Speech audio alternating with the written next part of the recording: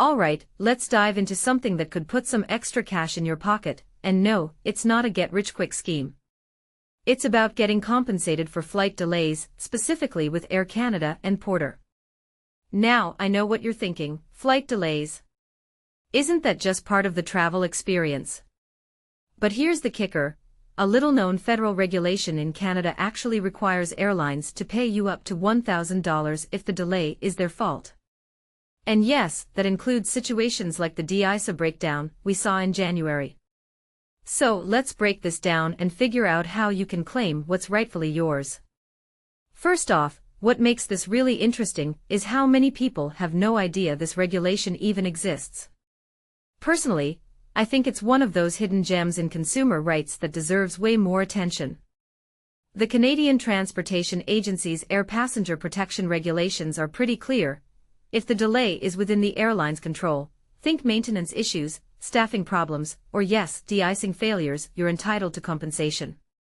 But here's the catch, it can't be a safety-related issue.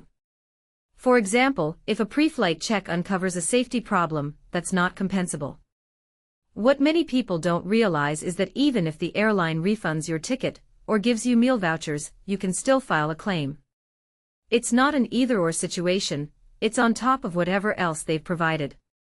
Now, let's talk about the January de-icing breakdown. This is a perfect case study because it highlights a detail I find fascinating. Airlines are responsible for de-icing, not the airport. So when the de-icing truck broke down, that's on Air Canada and Porter. From my perspective, this is a clear-cut case where passengers should be compensated. And some saltites have already received up to $1,000. But here's where it gets tricky, you have to know how to claim it. The process isn't exactly user-friendly, and that's part of the problem. Airlines aren't exactly advertising this, are they? So how do you know if you're eligible?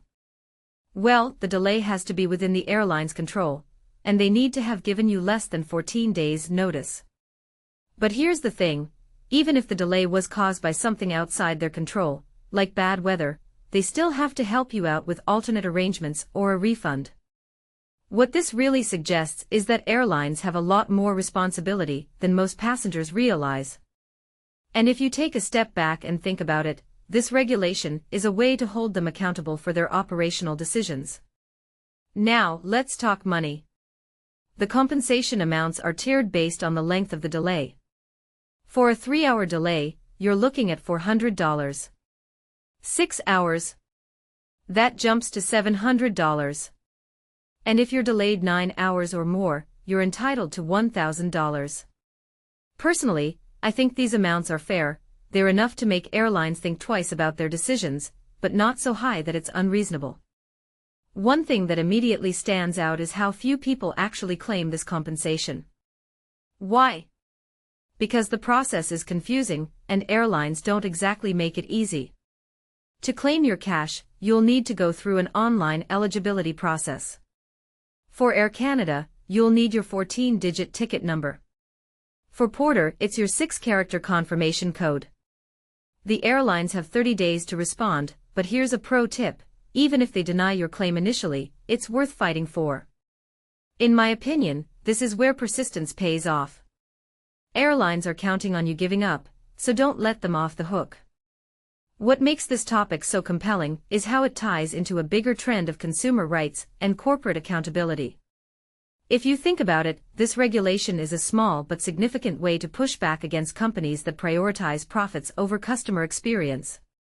From my perspective, it's a reminder that as consumers, we have more power than we think, we just need to know how to use it.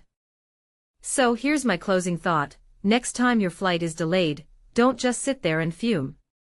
Take a minute to figure out if you're eligible for compensation. It's not just about the money, it's about holding airlines accountable, and making sure they treat passengers with the respect they deserve.